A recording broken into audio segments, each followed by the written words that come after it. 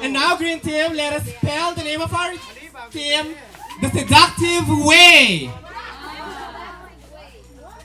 Give me a G. What about an R? Let us now move on to the first E.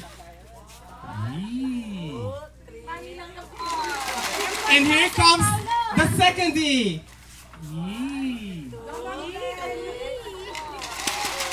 Let us now move on to the letter N.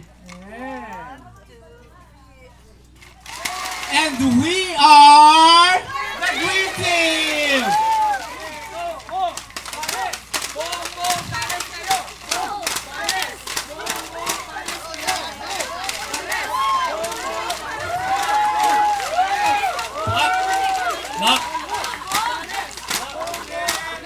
Knock.